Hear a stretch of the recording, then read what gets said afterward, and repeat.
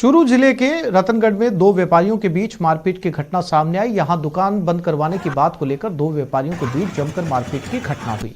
इस दौरान जमकर लात घूंसे चले और लाठियां चली। घटना के दौरान पुलिस प्रशासन की लापरवाही भी सामने आई। बता दें कि कोरोना काल में जिला कलेक्टर के निर्देशों पर रविवार के दिन क्षेत्र के बाजार बंद रहते हैं, लेकिन पूजा मार्केट के कॉर्नर पर फुटवेयर की दुकान संचालित होने की सूचना पर फुटवेयर संघ के पदाधिकारी मौके पर पहुंचे और व्यापारी को समझाइश करने लग गए। इसी दौरान रेडीमेड दुकान संचालित करने वाले दो व्यापारियों के बीच वाद विवाद मारपीट में तब्दील हो गया।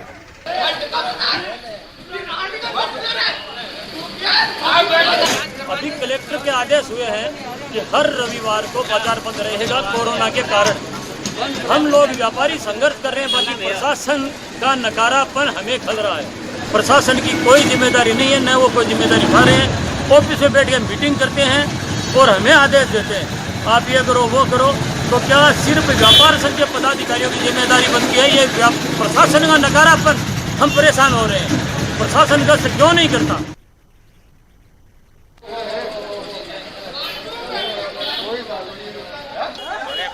और इसी खबर पर ज्यादा जानकारी के लिए बात करते हैं हमारे संवाददाता मनोज कुमार शर्मा के साथ। मनोज, अब मामला शांत हो चुका है या अभी भी बाजार में तनाव देखा जा सकता है?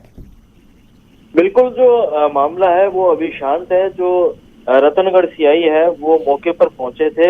दोनों पक्षों के अंदर समझाइश की गई और जिस तरह जिला कलेक्टर के द्वारा इस कोरोना संक्रमण को देखते हुए रविवार को बाजार बंद करने के जो आदेश हैं उस हवाले से, और जो पूजा मार्केट की खुली हुई दुकानें थी उनको भी बंद करवाया गया और आगे से दुकानें नहीं खोलने का और उनको बताया गया। और इसी तरह से उनको आश्वासन भी दिया गया कि आगे से जो पूरा रतनगढ़ है उस रतनगढ़ का बाजार रविवार के दिन कोरोना को देखते हुए और जिला कलेक्टर के आदेश के अनुसार बंद रहेगा। जी मनोज, जानकारी के लिए आपका धन्यवाद।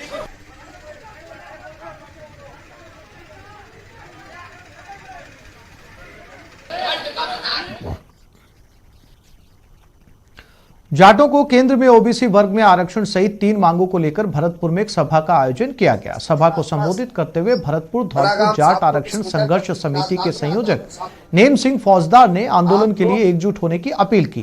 उन्होंने कहा कि कोरोना की वजह से जाट समाज ने सरकार को 20 दिन का समय दिया था, इसलिए सरकार ने जाटों की मांग पूरी नहीं की तो 20 दिनों के बाद जाट समाज आंदोलन का बिगुल बजा देगा। बहुत जरूरी है, समय मिलने पर जब पहले छात्रों बस्ती का सहयोग रहा, इस तरह छात्रों बस्ती और आसपास बड़ा गांव छात्रों के स्कूटर।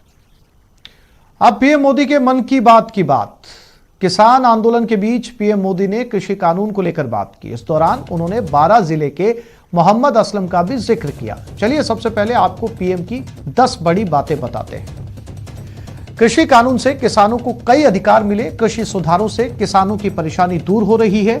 संसद ने कृषि सुधारों को कानूनी रूप दिया। कृषि कानून से खेती में नए आयाम जुड़ रहे हैं। 12 जिले के मोहम्मद असलम का जिक्र किया गया। मोहम्मद असलम किसानों को जागरूक कर रहे हैं। किसान उत्पादक संघ के सीईओ हैं मोहम्मद असलम। कैंप में बदलाव की ऊर्जा दिखाती है। यूनिवर्सिटी परिसर में मिनी इंडिया और युवाओं को सुनकर उनको प्रेरणा मिलती है।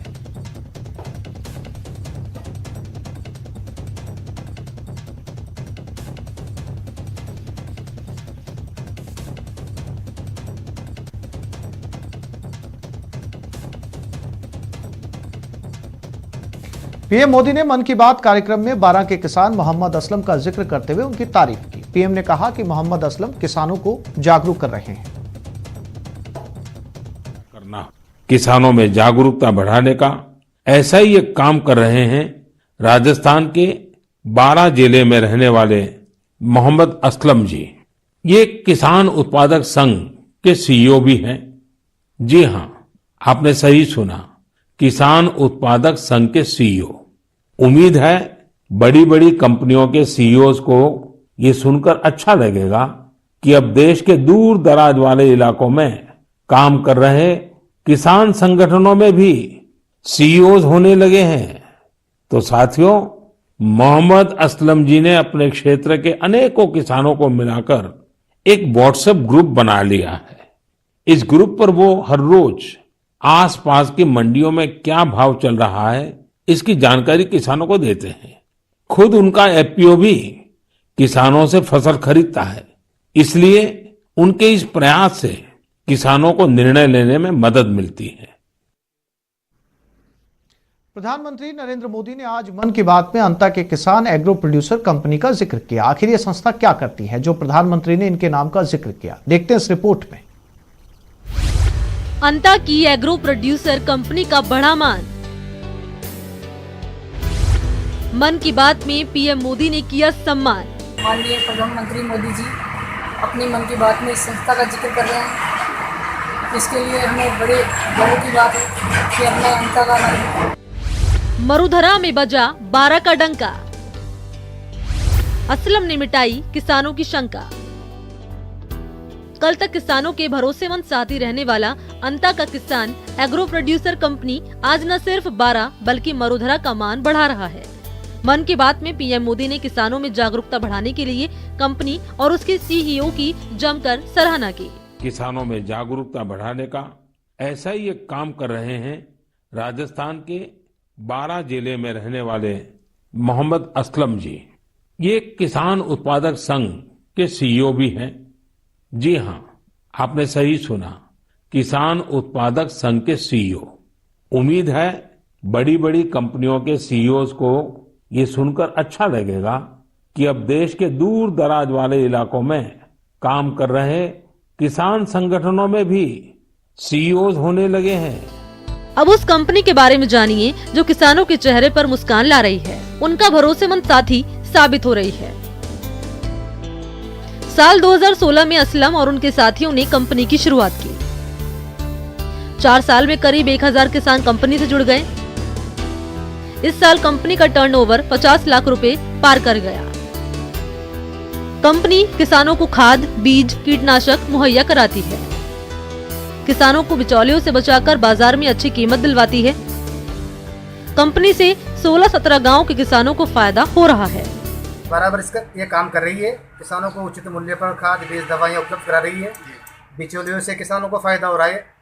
किसानों को हम सीधे उनके घर से माल खरीद करके कंपनी में विक्रय करवाते हैं और किसानों को उचित फायदा दिलवाते हैं। समय पे उपलब्ध हो जाता है। बता लंबे लंबे लाइन हो जो अगले साल हो, पिछले सालों से भी मतलब लाइनें लगती हो जो लाइनें नहीं लगती हो। और हमें इस किसान एग्रो से बहुत फायदा मिल रहा है। सब समय समय पे खाद बीज मिल रहा है और दवाइयाँ मिल रही है और कई प्रकार की सुविधाएं ये इनको टाइम पे फिर पेमेंट मिल जाता है। असलम ने सदियों से उपेक्षित किसानों को उनका हक दिलाया है। क्या देश और प्रदेश के दूसरे किसान उत्पादक संघ असलम की बताई राह पर चलेंगे?